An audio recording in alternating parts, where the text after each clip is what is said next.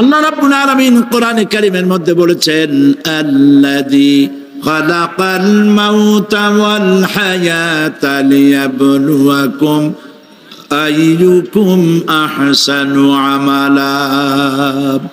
আমি পরীক্ষার জন্য এই জীবন দিয়েছি, তোমাদেরকে পরীক্ষা হবে। এই পরীক্ষা, জীবন আর মৃত্যু দুটো জিনিস দিয়েছি পরীক্ষা করার জন্য। এই পরীক্ষার জন্য তোমরা পাস করতে পারো। পরীক্ষা আসছে, এখন প্রশ্নপত্র সব ফাঁস করে দেওয়া হয়েছে। প্রশ্নগুলি সঠিকভাবে আদায় করুন, প্রশ্নগুলি পড়ুন এবং জীবনটাকে সেইভাবে গড়ুন। নামাজটা সহি করে আদায় করুন। বহু মুসলমান আছে নামাজই পড়ে না, নামাজ পড়তে জানেও না। নবী করিম সাল্লাল্লাহু আলাইহি ওয়াসাল্লাম বলেছেন, সাল্লু কামা রাআইতুমুনি উসাল্লি, নামাজ পড়ো সেইভাবে যেভাবে আমাকে তোমরা পড়তে দেখো। সুবহানাল্লাহ। আর রাসূলুল্লাহ কেমনে নামাজ পড়তেন, এইটা বর্তমান বিশ্বের শ্রেষ্ঠ হাদিস বিশারদ আল্লামা নাসিরউদ্দিন আলবানী তিনি ইন্তেকাল করেছেন। আল্লাহ পাক তাকে জান্নাতুল ফেরদাউসের মেহমান বানায় নিক, বলেন আমিন। তার লেখা বই আছে রাসূলুল্লাহ সাল্লাল্লাহু আলাইহি ওয়াসাল্লামের নামাজ, বইয়ের নাম রাসূলুল্লাহ সাল্লাল্লাহু আলাইহি ওয়াসাল্লামের নামাজ, ছোট্ট একটা বই। এই বইটা আপনারা কিনবেন। এই বইটা যেভাবে লেখা আছে নামাজ সেইভাবে পড়বেন। নামাজ রাসূল করিম ঠিক যেভাবে পড়েছেন ওইভাবেই লেখা আছে। আপনি আন্দাজে পড়লে হবে না, টুকুর টাক্কুর করে কয়েকটা সেজদা দিলেই হবে না। তাদিলে আরকান, একটা সেজদা থেকে আরেকটা সেজদার মাঝখানে সময় দিতে হবে, রুকু থেকে দাঁড়ায় সময় দিতে হবে, ধীরে ধীরে নামাজ পড়তে হবে। অথচ আমরা নামাজ পড়ি সব থেকে ব্যস্ততার সাথে, দ্রুত, রকেট সার্ভিস। কোরআন শরীফের ভিতরে নামাজের গুরুত্ব সর্বাধিক দেওয়া হয়েছে। নামাজের কথা কয়বার বলা হয়েছে? 82 বার। 82 বার আল্লাহ পাক বলেছেন নামাজ আদায় করো, 82 বার বলেছেন। আর নবীজি বলেছেন, লা দীনা লিমান লা সালাতা লাহু, যার কাছে নামাজ নাই তার কাছে দিন বলে কোনো জিনিস নাই। মান তারাকা সালাতান মুতাআম্মিদান ফাকাদ কাফারা, ইচ্ছে করে যে ব্যক্তি নামাজ ছেড়ে দিল কাফের হয়ে গেল, বলেন নাউজুবিল্লাহ। কিয়ামতের দিন, বুখারী শরীফের হাদিস, আল্লাহ পাকের নবী বলেছেন কিয়ামতের দিন সর্বপ্রথম আল্লাহ জিজ্ঞেস করবেন, বান্দা নামাজ পড়ছো কিনা। প্রথম প্রশ্ন কি বলেন? প্রথম প্রশ্ন কি? যার নামাজ কবুল তার সমস্ত নেক আমল মঞ্জুর, যার নামাজ কবুল হবে না কোনোটাই মঞ্জুর হবে না। কথা বুঝতে পেরেছেন? নামাজ সঠিকভাবে আদায় করতে হবে। নবী করিম সাল্লাল্লাহু আলাইহি সাল্লাম ইন্তেকালের 5 দিন আগে থেকে জ্বর আক্রান্ত হলেন, রোগাক্রান্ত হলেন, জ্বরে আর মাথার যন্ত্রণায় অস্থির হয়ে যেতে লাগলেন, বেহুশ হন আবার হুশ হন। যেদিন তিনি ইন্তেকাল করবেন তার আগের দিনেও তিনি জোহরের নামাজ পড়ার জন্য সাহাবীদের কাঁধের উপরে ভর দিয়ে নামাজ পড়তে গেছেন। পা উঁচু করে নিতে পারেন নাই, পা টেনে টেনে নিয়েছেন। তিনি সেখানে খুতবা দিলেন, বললেন, ও আমার উম্মতেরা, এই পৃথিবীতে আল্লাহ রাব্বুল আলামিন তার এক বান্দাকে পৃথিবীর সব জাগতিক সম্পদ দিতে চেয়েছিলেন, কিন্তু সেই বান্দা সব জাগতিক সম্পদকে উপেক্ষা করে আল্লাহর সঙ্গে দিদার করা বেশি পছন্দ করেছেন। কেউ কিছুই বুঝলো না। হযরত আবু বকর রাদিয়াল্লাহু তাআলা আনহু খুব কাঁদতে লাগলেন। তিনি বুঝতে পেরেছেন যে এই পৃথিবীতে সমস্ত সম্পদ দিতে চেয়েছিলেন আল্লাহ যাকে, তার নাম বিশ্বনবী। তিনি সবগুলি উপেক্ষা করে আল্লাহর সঙ্গে দিদার করা বেশি পছন্দ করেছেন। আমরা অতি তাড়াতাড়ি নবীজি থেকে নবীর এতিম হয়ে যাব। পরের দিন ইশার নামাজের ওয়াক্ত হলো, আজান হয়ে গেল, মসজিদে মুসল্লিরা ভরে গেছে, সাহাবায়ে কেরাম সব এসে গেছেন। হুজুরের জন্য বহুক্ষণ অপেক্ষা করার পর হযরতে আবু বকর রাদিয়াল্লাহু তাআলা আনহু তিনি ইমামতির জায়গায় দাঁড়ায় গেছেন। নবীজি বেহুশ অবস্থায় ছিলেন ঘরের মধ্যে।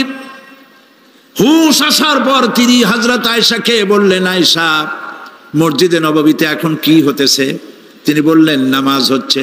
লোকেরা আপনার অপেক্ষা করেছে, কিন্তু আপনাকে না পাইয়া, দীর্ঘক্ষণ অপেক্ষা করার পর আপনাকে না পেয়ে আমার বাবার ইমামতিতে তারা নামাজ পড়তেছে, কিন্তু মুসল্লিদের মধ্যে কান্নার রোল পড়ে গিয়েছে। তাদের ধারণা হয়েছে নবীজির জায়নামাজে যখন হযরত আবু বকর দাঁড়ায় গেছে, নবীজির পিছনে নামাজ পড়া আর আমাদের কিসমতে হবে না।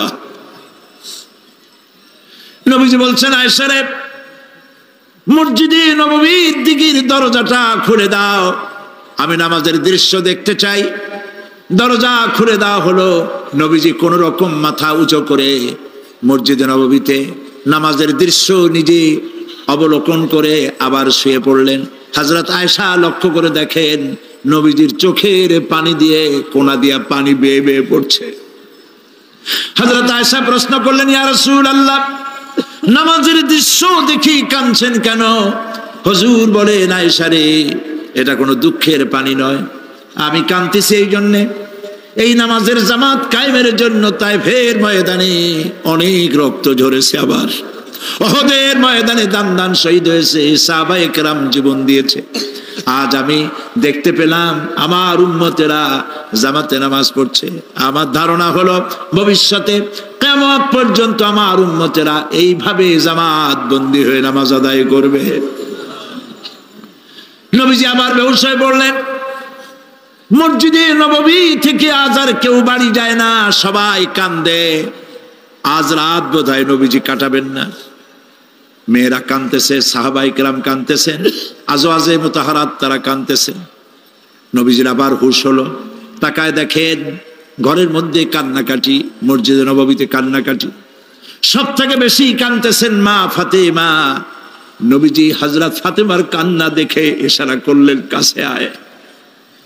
হযরত ফাতেমা রাসূলের কাছে গেলেন। নবীজি কানে কানে কি যেন বললেন, কান্নাটা বন্ধ হয়ে গেল। হযরত আয়েশা জিজ্ঞেস করলেন, মা, তোমার আব্বা তোমার কানে কি বললো আর কান্না বন্ধ হয়ে গেল? হযরত ফাতেমা বলে, আম্মাজি, আমার আব্বা আমাকে বললেন, মা ফাতিমা, তোমার কান্না আমার বরদাস্ত হয় না, কেঁদো না, আমি মৃত্যুর পরে সকলের আগে তোমার সাথে আমার দেখা হয়ে যাবে। হযরত ফাতেমা বলছেন, আম্মাজি, আমি বুঝতে পেরেছি আমার আব্বার এই কথার অর্থ কি। নবীজির ইন্তেকালের পরে আত্মীয় স্বজনের মধ্যে সবার আগে আমার মৃত্যু হবে, আর আমার পিতার সাথে আমি মিলিত হতে পারবো। রাত যখন শেষ হয়ে এলো, নবীজির হুঁশ হয়েছে, তাকায় দেখেন হযরত জিবরাইল দাঁড়ানো।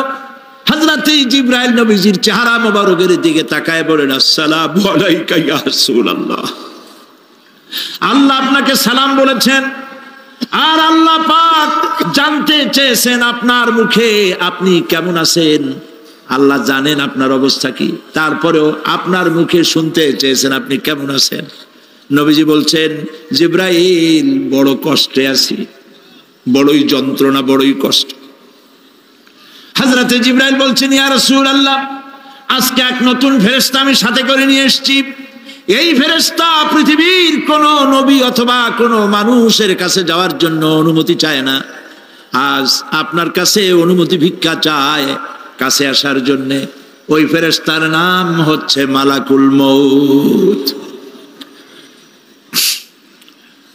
হযরতে মালাকুল মউত বলেন, ইয়া রাসূলুল্লাহ, এই পৃথিবীতে আদম আলাইহিস সালাম থেকে নিয়ে পর্যন্ত কোন মানুষের জান কবজের জন্য আমার অনুমতি চাওয়া লাগে নাই, আর কোনোদিন লাগবে না। আজ আমি আসার সময় আল্লাহ বলেছেন আপনার জান কবজের জন্য আমি যেন আপনার কাছে অনুমতি ভিক্ষা চাই। নবীজি বলছেন, আমি যদি অনুমতি না দেই তো কি হবে? হযরতে মালাকুল মউত বলছেন, ইয়া রাসূলুল্লাহ, অনুমতি যদি না দেন আমি ফেরত চলে যাব, আমাকে সেভাবেই বলা হয়েছে। হযরতে জিবরাইল বলেন, ইয়া রাসূলুল্লাহ, আল্লাহ রাব্বুল আলামিন আপনার দিদারের ইন্তজার করতেছে।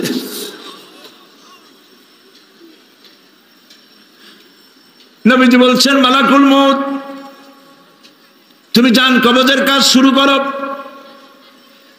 মালাকুল মউত যখন কাছে এসেছে, রাসূল জিজ্ঞেস করলেন, আয়েশা, ঘরে যে কয়েক টুকরা স্বর্ণ ছিল সেগুলোর কি অবস্থা?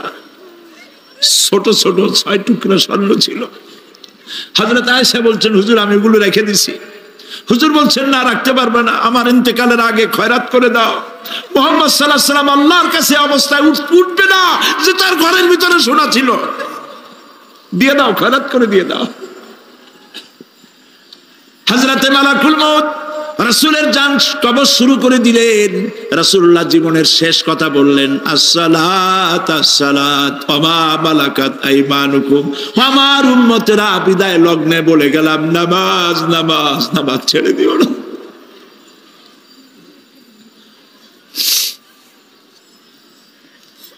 প্রিয় ভাইরা, নবী করিম সাল্লাল্লাহু আলাইহি ওয়াসাল্লাম জীবনের শেষ কথা বলে গেছেন নামাজ। সেই নামাজে আমাদের যত সব অবহেলা, স্ত্রীকে নামাজ পড়ান, বউকে নামাজ পড়ান, ছেলে মেয়েকে নামাজ পড়ান।